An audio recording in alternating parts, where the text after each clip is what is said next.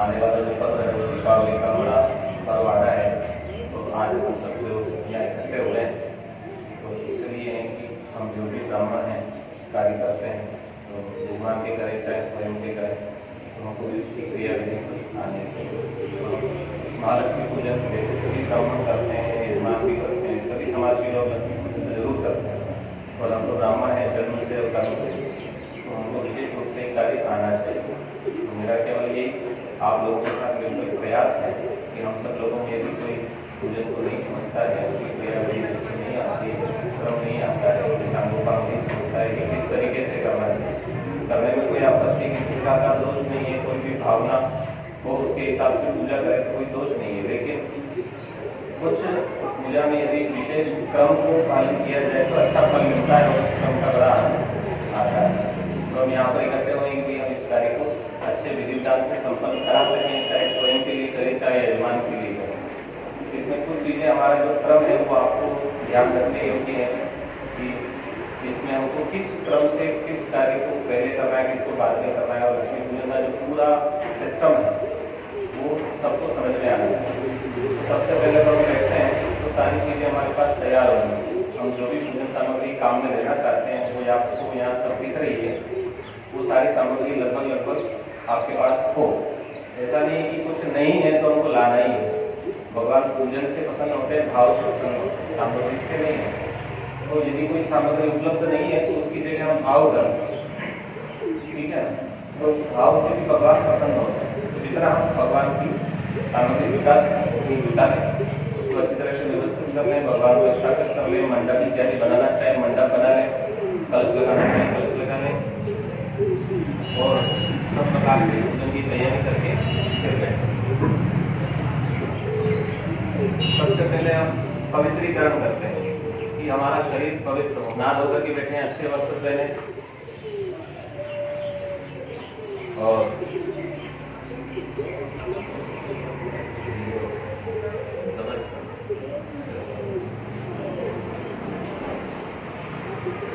नहा धोकर के बैठे, अच्छे वस्त्र पहने, साफ सुथरे और पवित्रीकरण करें। सबसे पहले अपने शरीर पर जल का टीका लगाएं कि हमारा शरीर शुद्ध हो। तो उसके लिए हमको यदि मंत्र नहीं आता है तो हम भगवान का नाम लेकर के सभी तीर्थों का ध्यान कर लें और जल का टीका अपने शरीर पर लगा लें। उसके बाद 3 बार जल का आचमन करेंगे और उसमें भी 3 बार जल सीधे हाथ में लेकर के पीना होता है। और तीनों बार भगवान का कोई भी नाम हम ले सकते हैं। भगवान नारायण को सबसे बड़ा देव मानते हैं क्योंकि जल में भगवान का निवास है। क्षीर सागर में भगवान शयन करते हैं, तो भगवान नारायण को सत्ता एवं प्रधानता देते हैं। भगवान का नाम लेकर के 3 बार जल पी लें। उसके बाद आंतरिक शुद्धि के लिए प्राणायाम यदि आता है तो ठीक, नहीं तो 5 बार ओम का उच्चारण करें। इसको आप लिखना चाहें तो लिख सकते हैं ताकि आप भूल ना जाए। उसके बाद हम जिस आसन पर बैठे हैं उस आसन को भी प्रणाम करना है कि ये भूमि जो है हमको सब प्रकार से कार्य को सिद्ध करे। तो आसन को शुद्ध करें, आसन पर जल का छिटा लगाएं और पवित्रीकरण करें, आचमन करें और आसन को शुद्ध करें। उसके बाद अपने जो शिखा, ब्राह्मणों का मूल शिखा स्थान होता है, तो शिखा को पवित्र करें कि हमारी शिखा जो है वो शुद्ध होकर के हमारे को सब प्रकार से सिद्धि प्रदान करें। उसके बाद स्वयं को तिलक लगाएं। परिवार में जो भी और आपके साथ बैठे हैं पूजन में उन सबको भी तिलक इत्यादि लगाएं। तो तिलक इत्यादि लगा करके लच्छा बांध लें। उसके पश्चात दीपक जलाएं। दीप जलाने के उपरांत अपने पूजनों का, इष्ट देवताओं का स्मरण करें। ओम ब्रह्मा गुरुर्विष्णु गुरुर्देवो महेश्वरः गुरुः साक्षात् परं ब्रह्म तस्मै श्री गुरवे नमः। गुरुदेव का ध्यान करें, गणपति जी का ध्यान करें और सभी देवताओं को हाथ जोड़ करके प्रणाम कर लें। इसके पश्चात संकल्प लेना है। वो कोई भी कार्य करते हैं तो सबसे पहले हम संकल्प करते हैं कि इस कार्य का उद्देश्य क्या है। सीधे हाथ में जल ले लें, जल लेकर के सुपारी रख लें, दक्षिणा ले लें और उसके बाद संकल्प लें कि ये जो कार्य करने जाते हैं वो आप कहाँ बैठ कर कर रहे हैं, कौन कार्य को कर रहा है और आज जो कार्य करने वाले हैं जिनका जो भी शुभ मुहूर्त है वो क्या है, उसका पता विचार करते हैं। सबसे पहले हम लंबा संकल्प नहीं बोल पाएंगे तो हम केवल इसको संक्षिप्त रूप में कि आज ये भारतवर्ष है, इस भारत भूमि पर हम इस किशोर नगर में आपका जो भी गांव का नाम है उसको बोले, आपका घर का कॉलोनी का जो नाम है उसको बोले, कि हम इस स्थान पर बैठ करके अपने घर में अपने समस्त कुटुंबियों के साथ बैठ करके आज के दिन, अब वो जो दिन दीपावली के दिन के लिए अपन विशेष कार्य कर रहे हैं, अभी दीपावली का पूजन करने के लिए हमारा सारा प्रयास है। तो दीपावली के दिन कार्तिक महीना रहता है, तो कार्तिक मास का उच्चारण करें कि मास का नाम कार्तिक, कार्तिक मास है ऋतु, ये जो ऋतु चल रही है हेमंत ऋतु, सर्दी प्रारंभ होने से पहले हेमंत ऋतु रहती है। तो हेमंत ऋतु और कार्तिक मास कृष्ण पक्ष, और इसमें भी अमावस्या तिथि, और उस दिन जो है गुरुवार रहेगा, तो गुरुवार ऐसा उच्चारण करें। और उसके बाद में अपने कुल का जो गोत्र है कि हम किस वंश के हैं, उस वंश का नाम, गोत्र का नाम उच्चारण करें। जो भी संख्या में वो वाली गोत्र होती है, तो हमारा जैसे भारद्वाज गोत्र है, तो आप लोगों का जो भी ऋषि प्रवर गोत्र है उसका उच्चारण करें। फिर आप अपने माता पिता जो भी बड़े परिवार के सदस्य के घर में और आपके गरीब हैं उन सबका नाम बोलें कि ये सब हमारे माता पिता, हमारे गुरुजन इत्यादि नाम बोल करके अपना स्वयं का नाम बोलें, अपनी अपनी मर्जियों का इत्यादि का नाम बोलें। नाम उच्चारण करके फिर इस प्रकार से मन में भावना करें और उच्चारण करें कि हम आज परिवार के सहित मिल करके भगवती महालक्ष्मी, इष्ट देवता, कुल देवता, सदगुरु, कुबेर भगवान इत्यादि सबकी प्रसन्नता के लिए हम सबके साथ बैठ करके भगवती महालक्ष्मी का पूजन करेंगे। ये संकल्प होता है कि हम कोई भी कार्य कर रहे हैं तो उसमें सबसे पहले हम संकल्प लेते हैं, इससे कार्य की सिद्धि होती है। हम कार्य को लेकर के चलते हैं, उस कार्य का लक्ष्य होना चाहिए, तो संकल्प से सिद्धि प्राप्त होती है, इसलिए सबसे पहले हम संकल्प लेते हैं। संकल्प लेने के बाद में फिर से अपने गुरुजनों का ध्यान करें कि हमने जो संकल्प लिया है उसमें सभी देवता हमारे को इस संकल्प की सिद्धि प्राप्त करने में सहयोग करें। इसके बाद हम जहाँ पर बैठते हैं तो उस जगह को शुद्ध करना रहता है, तो हमारे आसपास कोई विघ्न करने वाला जीव ना रहे, इसके लिए हम सरसों का उपयोग करते हैं। यदि सरसों उपलब्ध ना हो तो हम चावल का उपयोग कर सकते हैं। तो चावल लेकर के सभी दिशाओं में 10 दिशाएं हैं, 4 तो दिशाएं, 4 दिशाएं और एक उर्ध्व दिशा, एक अनंत दिशा, तो सभी दिशाओं में क्रम से पूर्व दिशा से चलते हुए सभी दिशाओं में थोड़े थोड़े अक्षत या सरसों छोड़ करके ऐसा ध्यान करें कि हमारे सारे विघ्न दूर हो। यहाँ पर ये जो क्षेत्र है जहाँ पर बैठकर पूजन कर रहे हैं वो समस्त क्षेत्र सुरक्षित रहे। इसके बाद में हम भगवान भैरव को ध्यान करें कि हमारे जो क्षेत्र के स्वामी हैं, हमारे कुल के भैरव हैं, वो हमारे को मिलकर के हमारे पर प्रसन्न हो और हम इस कार्य को करने जा रहे हैं, इसमें हमारे को रक्षा करें, आज्ञा प्रदान करें। इसके बाद हम सबसे पहले वरुण भगवान का पूजन करते हैं। तो अपने बाएं हाथ की तरफ वाम भाग में एक कलश रखें, जल का लोटा, उसके नीचे कुछ अक्षत रखें और उस कलश के अंदर कुछ पुष्प और चावल और कुमकुम इत्यादि छोड़ करके सभी तीर्थों का ध्यान कर लेंगे। सारे तीर्थ जो हैं यहाँ पर उपस्थित हों और हमारे को इस कार्य में सब प्रकार से तीर्थों की महिमा का फल प्राप्त हो। फिर कलश के चारों दिशाओं में बिंदी लगा दें और चारों जो वेद हैं वो भी इस जल के साथ यहाँ विराजमान हो, क्योंकि कोई भी मंत्र इत्यादि होते हैं तो वेदों के अंदर लिखे हुए हैं, तो सारे जो वेद हैं उस कलश वरुण के साथ विराजमान हो।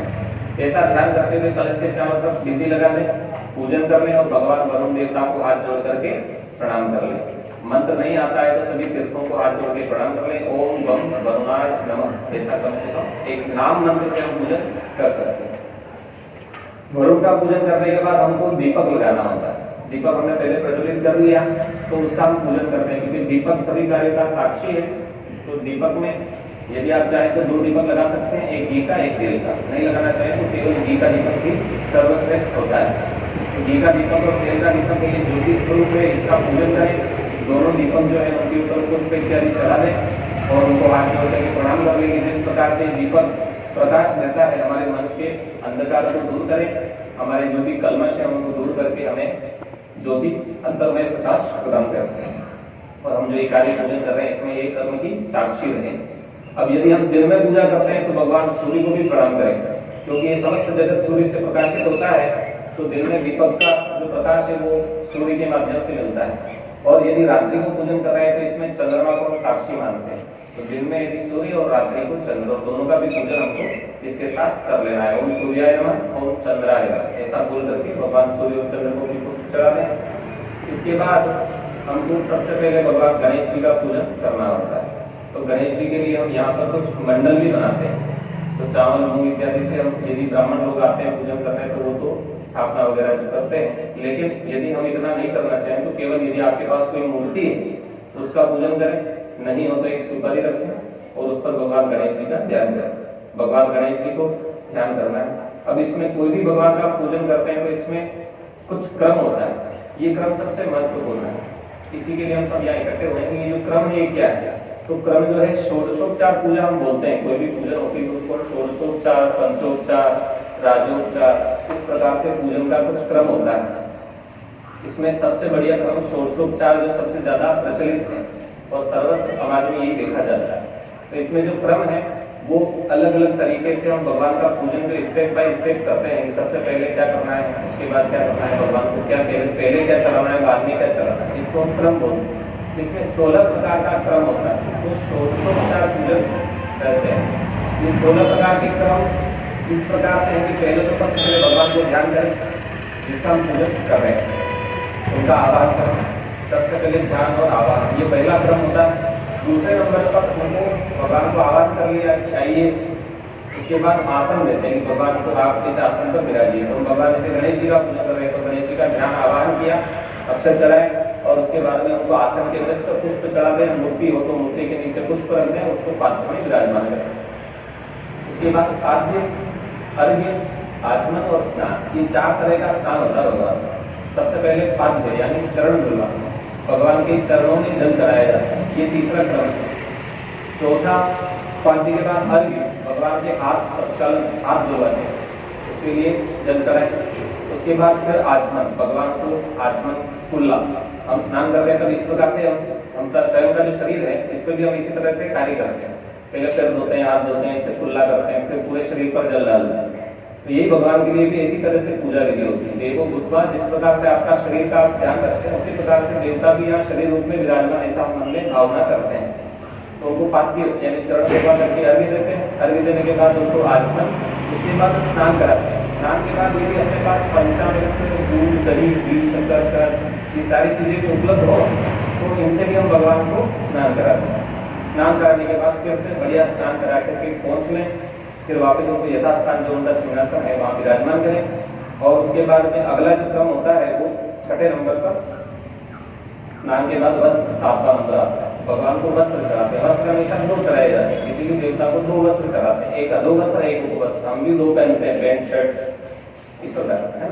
तो 2 वस्त्र चढ़ते हैं, एक वस्त्र के लिए, एक उपवस्त्र के लिए। वस्त्र के बाद यदि पुरुष देव है तो उनको जनेऊ का अर्पण करते हैं, स्त्री देव है तो उसको जनेऊ नहीं पहनाते। इसके बाद से नवा जो क्रम है उसमें गंध यानी चंदन, कुमकुम, चावल ये भगवान को चढ़ाएगा।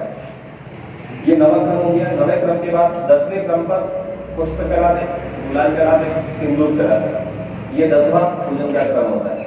कोई भी देवता का पूजन करें क्रम सब में सेम होता है, किसी में कोई फेरबदल नहीं होता लगभग। उसके बाद 11वें नंबर पर धूप, भगवान को अगरबत्ती, धूप यदि हम कंधे से धूप देना चाहें तो भी दे सकते हैं, अगरबत्ती लगाना चाहें तो भी लगा सकते हैं। उसके बाद अगला क्रम जो है वो 12वें नंबर पर दीपक, भगवान को एक दीपक प्रज्वलित करके अलग से दिखाएं, नहीं तो हमने जो दीपक पहले लगाया है उसी को प्रणाम करने की, ये ज्योति स्वरूप दीपक आपके लिए अर्पण करता है। इसके बाद 13वां क्रम आता है नैवेद्य यानी भोग, भगवान को प्रसाद चढ़ाए। प्रसाद में आप मिठाई रख सकते हैं, पंचमेवा रख सकते हैं, हो सके जहाँ तक हमारा जो कल्चर है इसके अनुसार घर में बनी हुई शुद्ध मिठाई कोई भी प्रसाद हम बनाए तो बड़ा उत्तम रहता है, क्योंकि हम अपनी भावना से कोई निर्माण करते हैं, कार्य में कोई चीज बनाते हैं तो उसमें हमारा भाव अच्छा रहता है, तो भगवान बड़े प्रसन्न होते हैं और शुद्ध वस्तु बन जाती है। कोशिश करेंगे हम दीपावली का महालक्ष्मी पूजन करें तो अच्छी घर की बनी हुई कोई मिठाई भगवान को भोग लगाए। तो गणेश जी को चाहे तो गुड़ भी चढ़ा सकते हैं। नैवेद्य के बाद में भगवान को आचमन इत्यादि कराते हैं, हाथ धोएंगे इत्यादि, कुल्ला करेंगे, जल पिएंगे, तो ऐसा भगवान के लिए भी हम पूरी भावना करते हैं। और 14वें नंबर पर जो क्रम आता है उसमें तांबुल यानी पान इत्यादि चढ़ाते हैं। पान ना हो तो लौंग, इलायची, सुपारी चढ़ा सकते हैं, दक्षिणा भी इसके साथ चढ़ा सकते हैं। ये 14 नंबर का क्रम होगा। इसके बाद 15वें नंबर पर षोडशोपचार में पुष्पांजलि और आरती ये होती है। भगवान को जल से आरती कर लें, कपूर से आरती कर लें, दीपक से आरती कर लें, जिससे भी हम चाहें भगवान को आरती करना चाहिए। और अंत में जो 16वीं जो क्रम है, 16वां जो क्रम है वो प्रणाम, भगवान को जो हमने पूजन किया है इसके बाद भगवान प्रसन्न हो, हमको आशीर्वाद देते हैं। तो फिर भगवान का हम पूजन कर रहे हैं उन्हीं की कोई भी स्तुति बोल सकते हैं, उनका कोई मंत्र बोल सकते हैं, और कुछ भी नहीं तो उनको केवल हाथ जोड़ करके नमस्कार कर सकते हैं। ये 16 प्रकार से भगवान का पूजन होता है। ये 16 पूजन हम इसको कहते हैं। कोई भी देवता, गणेश जी का करो, चाहे माता जी का करो, चाहे लक्ष्मी जी का करो, चाहे महादेव का करो, ये 16 जो क्रम है ये सभी पर निश्चित है। ये क्रम सभी पर पालन होने चाहिए। ये विशेष रूप से ध्यान रखने वाली बात है। तो गणेश जी का पूजन करेंगे तो सबसे पहले उनको आह्वान ध्यान किया, उसके बाद आसन पर बिठाया, फिर स्नान कराया। स्नान में 4 तरह से 4 बार स्नान होता है। फिर पंचामृत स्नान करा दिया, फिर श्रृंगार किया, वस्त्र, जनेऊ, गंध, पुष्प, धूप, दीप लगा करके नैवेद्य इत्यादि लगाया, तांबूल दक्षिणा चढ़ाई और जल से आरती कर दी, कपूर से आरती कर दी। चाहे तो गणेश जी की आरती भी बोल सकते हैं। गणेश जी की आरती के बाद उनको पुष्पांजलि चढ़ा दें और अंत में हाथ जोड़ करके भगवान गणेश जी को प्रणाम करें। ये गणेश जी का पूजन यहाँ तक पूर्ण होता है। गणेश जी का पूजन करने के बाद हम भगवती का पूजन करते हैं, मातेश्वरी। तो मातेश्वरी में कुछ अलग अलग देवियां होती हैं। तो यदि कोई ब्राह्मण आते हैं तो उसमें तो षोडश मातृका, सप्तगत मातृका इत्यादि पूजन करते हैं। लेकिन यदि हम घर पर स्वयं पूजा करें तो उसमें भाव रूप से केवल जगदम्बा का, आपकी जो भी खुद देवी है उसका ध्यान कर लें। वही 16 पूजन का पूरा क्रम रहता है। मूर्ति, यदि आपके पास कोई माता जी की मूर्ति हो उसका आप पूजन कर सकते हैं। तो उसमें भी वही क्रम, पहले आवाहन, ध्यान, उसके बाद आसन, फिर स्नान, पंचामृत स्नान, वस्त्र, उपवस्त्र, गंध, पुष्प, धूप, दीप, नैवेद्य, ऋतुफल, तांबूल, दक्षिणा और अंत में नमस्कार और आरती। इस प्रकार से माता जी का पूजन पूरा होता है। इसके बाद में अगले क्रम पर भगवान नवग्रहों का पूजन कर लें। नवग्रहों के पूजन में भी यदि आपके पास मूर्ति हो तो मूर्ति रखें, ना हो तो सुपारी रख लें। उसके ऊपर भी इसी प्रकार से यही 16 क्रम वापिस तो नवग्रहों का नाम मंत्र से कर सकते हैं। मातेश्वरी का जिस प्रकार कर रहे हैं तो उसमें जगदम्बिका ये नमः इस प्रकार से बोल करके हर चीज चला सकते हैं। आपको जरूरी है हर चीज में मंत्र बोलना है। तो मंत्र याद है वो मंत्र बोल सकते हैं, लेकिन यदि हर व्यक्ति को मंत्र याद नहीं है तो गणेश जी का पूजन कर रहे हैं तो गणगणपति जी नमः, ये सबसे गणेश जी का प्रिय मंत्र है। मातेश्वरी के लिए जगदम्बिका ये नमः, ऐसा बोल करके हर वस्तु चलाए। जो भी चीज चला रहे हैं ना उसमें ये बोलना है। और उसके बाद नवग्रह का पूजन कर रहे हैं तो नवग्रह देवता क्यों नमः ऐसा बोल करके वस्तु खत्म करके वही उसमें भी 16 पूजन का क्रम पूरा करके और उनको प्रणाम करें। उसके बाद भगवान रुद्र यानी महादेव उनका पूजन करते हैं। इसी प्रकार से महादेव को ध्यान करते हैं। ओम नमः शिवाय सबसे बड़ा महामंत्र सभी को याद होता है। इसको बोल करके ओम नमः शिवाय का जाप कर लें और भगवान महादेव को भी आसन, ध्यान, स्नान, पंचामृत, वस्त्र, उपवस्त्र इत्यादि पूरा आरती पर्यंत जो कर्म होता है वो 16 भगवान का संपन्न करें। महादेव का पूजन हो जाता है। इसके बाद में आपके जो भी कुल के पितृ देवता है, अब चूंकि इसमें ऐसा है कि दीपावली के दिन पूजन कर रहे हैं तो अमावस्या भी मिलती है और अमावस्या पितरों के लिए विशिष्ट होती है।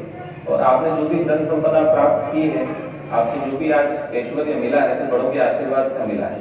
तो बड़ों को याद करना बड़ा पुण्य का कार्य है। उनके आशीर्वाद से लक्ष्मी पूजन सफल होता है। तो अपने जो भी पितृ हैं अपने कुल के, एक तो कुल 2-3 तरह के होते हैं, पितृकुल और मातृकुल, क्योंकि ये दोनों सबसे मुख्य हैं। आप जो उत्पन्न हुए, हमारा जो शरीर है वो माता पिता दोनों के संयोग से मिला है। तो माता जी का कुल यानी अपने ननिहाल के जो भी पूर्वज हैं वो और अपने स्वयं के कुल के जो भी पूर्वज हैं वो, उन सबको ध्यान कर लें, उनके निमित्त पुष्प इत्यादि चढ़ा दें और उनको भी प्रणाम करें, उनको याद करें। उनके दीपक निमित्त एक दीपक अगरबत्ती जरूर लगाएं। ये पितृ पूजन अंत करके इसके बाद में एक कलश हमको सामने रखा रहता है। उस कलश में जल भरें, उस जल के अंदर कुछ मांगलिक चीजें डालते हैं। तो उसमें चंदन डालें, कुमकुम डालें, चावल डालें, हल्दी डाल दें, दूर्वा डाल दें, पुष्प डाल दें, सुपारी डाल दें, सिक्का डाल दें और पत्ते लगा करके उस पर एक नारियल लगाएं और उसको अच्छी जगह पर ऊपर चावल इत्यादि रख करके उस पर स्थापित करें। ये वरुण देवता का स्वरूप है और वरुण को इस सृष्टि का आधार मानते हैं। इस सृष्टि में सबसे ज्यादा जल होता है और हमारे शरीर में भी जल होता है। तो जल ही समस्त पूजाओं का सबसे मुख्य माध्यम है। जल होना तो पूजा नहीं होगी, दूसरी चीजें तो नहीं होगी तो भी चल जाएगा। जल तो सब चीजों में आचमन भी करना है, विनियोग भी करना है, संकल्प भी लेना है, तो जल तो चाहिए ही चाहिए। जल सबसे मुख्य है। तो उस कलश पर भगवान नारायण का ध्यान करें, उस कलश के ऊपर पूजन करें। उसी तरह से जैसे आपने 16 पूजा गणेश जी का, माता जी का, नवग्रह का किया है, तो उस कलश के ऊपर भगवान नारायण का पूजन करें। क्योंकि लक्ष्मी जी आती है ना, तो उनके साथ भगवान नारायण उनके स्वामी हैं। तो जो धर्म करेगा, नारायण धर्म के प्रतीक है और लक्ष्मी जो है वो धन की प्रतीक है। तो तो धर्म होना चाहिए। तो भगवान नारायण को भी याद करना बड़ा जरूरी। तो भगवान नारायण को प्रणाम करेंगे, उनका पूजन भी उसी क्रम से आप उस कलश पर ही पूजन कर लें। नारायण की यदि मूर्ति है तो उस मूर्ति का भी पूजन करके उनको स्नान इत्यादि करवा दें। नारायण का पूजन कर लें। उसके बाद में आपके जो भी इष्ट देवता, ये जो पूजन किया, इनके अलावा यदि आपके घर में आप किसी को मानते हैं, राम जी, हनुमान जी, लक्ष्मीनाथ, नारायण, चतुर्भुज, दारूदरी, जो भी और जो देवता है जिनको आपके घर में नित्य पूजन होता है, उन सबको भी आप वहाँ पर पूजन कर लें। उनको भी प्रसाद, भोग, दीपक, दीप, नैवेद्य इत्यादि समस्त जितना आप उसमें षोडशोपचार करना चाहें उस हिसाब से उस पूजन को संपन्न करें। इसके बाद में एक पुस्तक पूजन, सरस्वती और महाकाली। अब लक्ष्मी जी के साथ में ये दोनों देवियां भी विशिष्ट रूप से निवास करती हैं। 3 देवियों का सहयोग होता है, तो महाकाली और महासरस्वती। तो जो लेखनी पहले के जमाने में तो दवा काम में लेते थे, स्याही जो होती है मशीन, उसको महाकाली का स्वरूप मानते हैं, और जो पुस्तक है वो सरस्वती का स्वरूप है। तो यदि हम कहीं व्यापार व्यवसाय में पूजन करते हैं तो हम एक चोपड़ा, बही खाता, कैश बुक इत्यादि का पूजन करते हैं, उसके साथ एक पेन इत्यादि का पूजन करते हैं। और यदि नहीं है तो आप घर में भी आपके कोई लेखनी हो, आपका जो बुक हो, आपके पढ़ने की कोई किताब हो या कोई कॉपी हो, उसके ऊपर आप स्वास्तिक बना लें और उस पर भगवती महासरस्वती और भगवती महाकाली का पूजन, जिस प्रकार से आपने दूसरे देवताओं का पूजन किया वैसे उनका भी पूजन ओम महाकाली नमः, ओम महासरस्वती नमः ऐसा मंत्र बोल करके केवल नाम मंत्र से भी आप उनका पूजन करेंगे। तो ये महाकाली और महासरस्वती का पूजन पूरा होगा। इसके बाद में अब सारे देवता जो अन्य हैं वो सब पूरे हो गए। अब इसके बाद अंत में लक्ष्मी जी का पूजन करते हैं। कोई भी पूजन में जो देवता मुख्य होता है उसका पूजन सबसे लास्ट में करते हैं। अगर आप अभिषेक करने जाएंगे तो दूसरे जो देवता हैं उनका सबका पूजन करके लास्ट में महादेव को पूजन करेंगे। हवन कर रहे हैं तो उसमें भी जो जो प्रधान देवता है उनका पूजन पहले करेंगे। तो इसी प्रकार से ये महालक्ष्मी पूजन हम दीपावली के दिन करते हैं। तो इसमें महालक्ष्मी सबसे मुख्य है, तो अब सबसे लास्ट में महालक्ष्मी का पूजन करते हैं। तो सबसे पहले महालक्ष्मी का आवाहन और ध्यान। आपको जो भी मंत्र यदि आता है लक्ष्मी जी का तो वो बोल सकते हैं और महालक्ष्मी को ऐसा निवेदन करें, चावल चढ़ाएं। आह्वान के लिए हम चावल चढ़ाते हैं, क्योंकि जब कहीं पहले कार्ड नहीं सकते थे तो पीले चावल चढ़ाते थे कि आना बारात में चलना। आज भी चावल बारात के लिए तो देते ही, तो पीले चावल निमंत्रण का प्रतीक है। तो देवताओं को भी हम चावल से आह्वान करते हैं कि आइए और विराजिए। मंत्र याद हो तो ठीक, नहीं तो ओम महालक्ष्मी नमः ऐसा बोल करके भगवती महालक्ष्मी की यदि आपके पास कोई मूर्ति हो, तस्वीर हो, उस पर चढ़ाते हैं कि भगवती महालक्ष्मी हमारे घर में विराजी। आजकल हम सिक्कों का भी पूजन करते हैं, क्योंकि तो चांदी जो होती है वो लक्ष्मी का प्रतीक होती है। सोने में लक्ष्मी का वास है, सोने में कलियुग है, और चांदी जो है वो लक्ष्मी का प्रतीक है। तो चांदी का पूजन ही ज्यादा श्रेष्ठ करते हैं। तो आप कोई चक्का, मूर्ति या लक्ष्मी जी का तस्वीर हो उसको पूजन करें कि भाई लक्ष्मी जी आए और विराजे, ऐसा ध्यान करके चावल और पुष्प चढ़ा दें। आसन के अंदर पुष्प दें। उसके बाद वही स्नान का क्रम, चारणों में जल चढ़ाना बाध्य, फिर उसके बाद अर्घ्य, फिर उसके बाद आचमन, उसके बाद स्नान। फिर आपके पास पंचामृत की जो भी सामग्री उपलब्ध हो उससे भी उनको लक्ष्मी जी को स्नान कराएं। स्नान इत्यादि के बाद उनको अच्छे वस्त्र इत्यादि से पहुँच लें, वापस यथास्थान विराजमान करके उनको श्रृंगार करना है। तो तस्वीर वगैरह है तो उस पर आप दुपट्टा चढ़ा सकते हैं, साड़ी चढ़ा सकते हैं। लक्ष्मी जी को जो भी आप श्रृंगार चढ़ाना चाहें, वस्त्र और उपवस्त्र ये दो तो नहीं, लच्छा तो चढ़ाना ही, लेकिन उसके साथ जो भी श्रृंगार हो चढ़ाना चाहिए वो चढ़ा दें। और उसके बाद चंदन लगाएं, कुंकुम लगाएं, चावल चढ़ाएं, पुष्प, माला, हार, दुर्वा चढ़ाएं। भगवती को, नारायण को और लक्ष्मी को तुलसी दल भी विशेष रूप से चढ़ता है, तो तुलसी पत्र चढ़ाएं। तुलसी पत्र के बाद यदि दीपावली के दिन कमल पुष्प मिल जाता है तो कमल पुष्प में लक्ष्मी का वास, आसन ही वही। यदि कमल पुष्प मिलता है तो वो अवश्य चढ़ाएं। ऐसा ना सोचें कि आज सामान मिला नहीं मिला तो उसके लिए परेशान होगा। आप जब बैठ गए हैं पूजा में, कोई सामान कम ज्यादा भी है तो वहाँ भाव करें। आप यदि पूजा में बैठे हैं और आपको फिर चिड़चिड़ापन नहीं आना चाहिए, सारे वो सामान लाओ, दरवाजा में फेरो, वो नहीं ले लियो, वो नहीं लाया, ये नहीं है, वो कटे लियो, वो कटे नहीं, ऐसा नहीं होना चाहिए। मन कोई भी काम करे ना पूजा में तो आपका मन जो भी है वो पूर्ण है और भगवान को केवल भाव चाहिए। भगवान इन चीजों को स्थूल रूप में नहीं, सूक्ष्म रूप में ग्रहण करते हैं। तो यदि आपने भाव भी कर लिया है तो भगवान जरूर प्रसन्न हो। तो वहां पर चिड़चिड़ापन मन में ना हो, मन एकदम प्रसन्न रहे, क्योंकि अब तुम कोई भी कार्य करते हैं तो उत्सव का माहौल होना चाहिए। कोई भी चीज करते हैं तो आनंद से होनी चाहिए और उसका फल भी आनंद ही है। परमानंद सबसे बड़ी उपलब्धि होती है। तो परमानंद यही जो प्रभु है वो आनंद स्वरूप है, तो हमको आनंद हर चीज में आना चाहिए। ठीक है, तो भगवान को हमने लक्ष्मी जी को वस्त्र उपवस्त्र श्रृंगार धूप दीप नैवेद्य और इसके बाद में भगवती को कुछ चीजें विशेष रूप से चढ़ाते हैं हम दीपावली के दिन।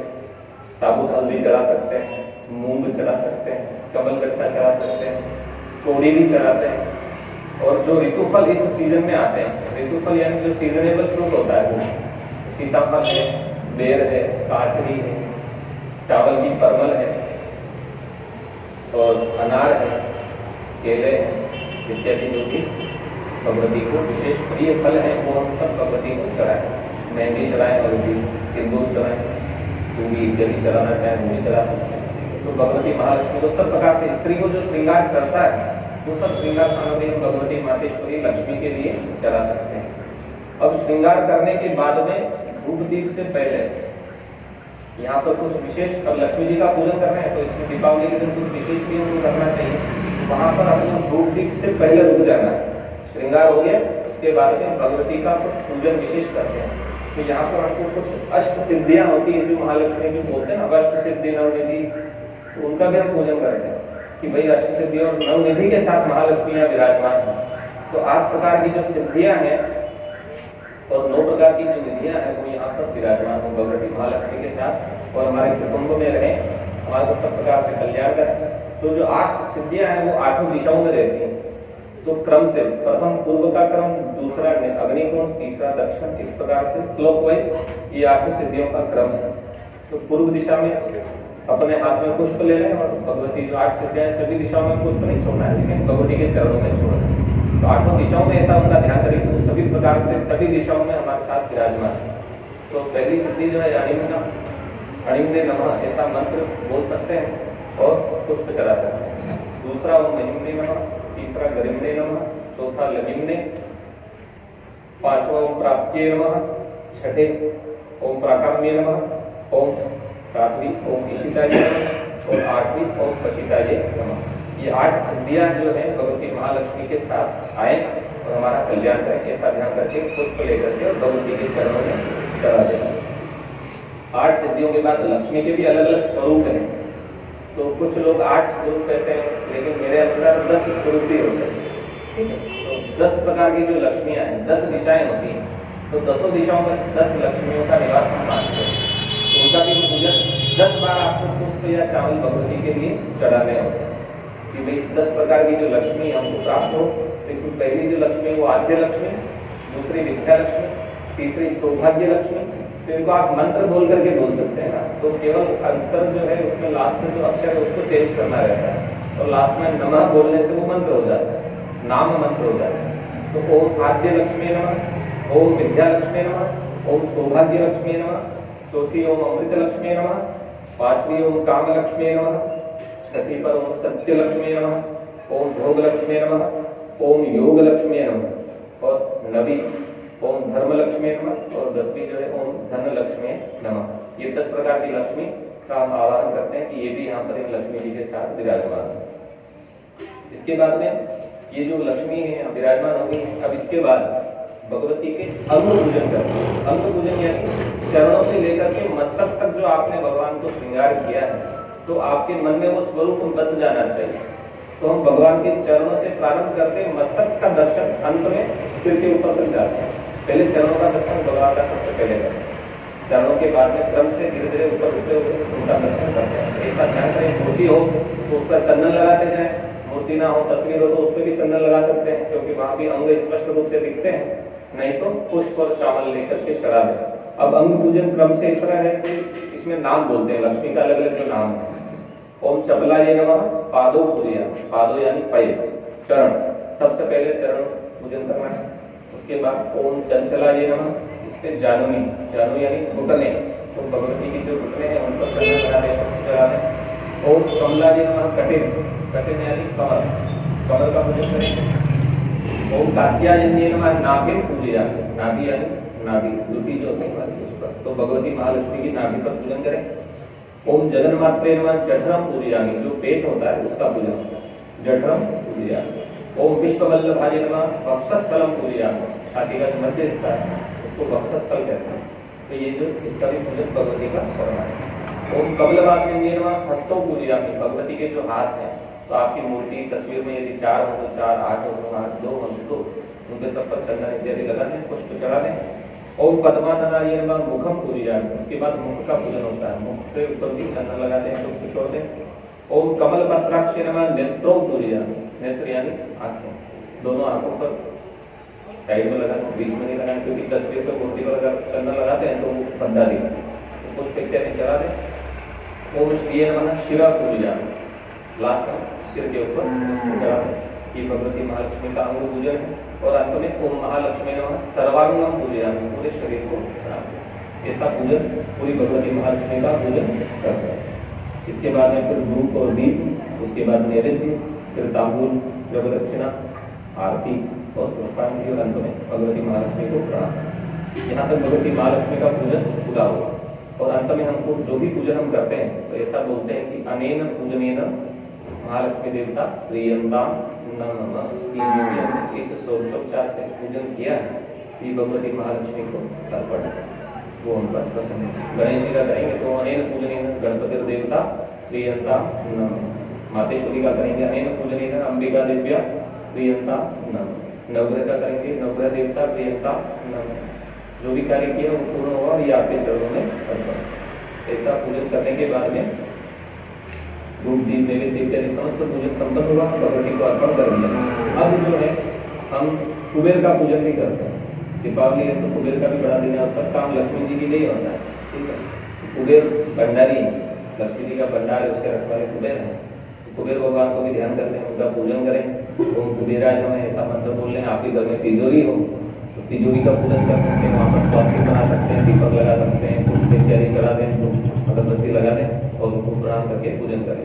फिर अब यदि कोई व्यवसायी व्यापार वाले होते हैं तो वो तुला, तोलने की जो मशीन होती है, तोल काटा जो भी औजार है, जिसको जो जो काम में आती चीजें, अपनी तो मेन लेखनी और पुस्तक है ब्राह्मण के लिए, तो अपन ने इसका पूजन कर लिया। लेकिन यदि कोई वणिक है, वैश्य है, क्षत्रिय है तो शस्त्र भी पूजन करते हैं, और वणिक वैश्य है तो तुला काटा बाट इत्यादि का पूजन भी करते हैं। तो हम तुला जी नमः, ओम बाला जी नमः ऐसा मंत्र बोल करके और स्वास्तिक बनाते हैं, पूजन कर लें, गंध पुष्प दूध इत्यादि को भी उसका चढ़ा दें। इन सब के बाद में अब अपने घर के अंदर सब देवताओं का पूजन हो गया। अब घर से बाहर हमारा जो घर का दरवाजा होता है, इसको भी देवता बैठते हैं। तो सब गणेश जी तो जानते ही दरवाजे पर गणेश जी होते हैं, यहाँ पर विनायक बोलते हैं, देहली विनायक बोलते हैं, और द्वार गणपति। और द्वार दरवाजे की जो शाखा होती है, इसके ऊपर भी शंख निधि, पद्म निधि इत्यादि देवताओं का वास होता है। तो वास्तु देवता सभी प्रसन्न होकर के घर का मंगल हो, इसके लिए दरवाजे पर तोरण वगैरह पहले लगा लें, बांधनवार सजा लें, और गणेश जी को पहले ही रख लें, और गणेश जी का भी वहाँ पर तिलक पुष्प धूप इत्यादि लगा लें। ओम देवी विनायकाय नमः, द्वार गणपति देवता ऐसा मंत्र बोल करके गणेश जी का दरवाजे पर भी पूजन कर लें। दिल्ली का भी पूजन करें, दिल्ली पर भी कोई मंगल प्रतीक बना दें, वास्तविक पैर में नहीं आए ऐसी जगह नहीं बनाना चाहिए। और उसके बाद में अब अलक्ष्मी, लक्ष्मी जी को सब घर में पूजन करते हैं, हम घर में रखना चाहते हैं, लेकिन लक्ष्मी के एक सिक्का जैसे है तो उसके दो पहलू होते हैं, टेल और हेड दो होते हैं। तो हेड सबसे चाहिए, टेल किसी को नहीं। अलक्ष्मी जो थी वो घर से बाहर रहती है, तो लक्ष्मी जी तो अंदर बुला ली, और उसके साथ में अलक्ष्मी है वो मान जाएगी, क्योंकि हर चीज की पॉजिटिव साइड भी है, नेगेटिव साइड भी है।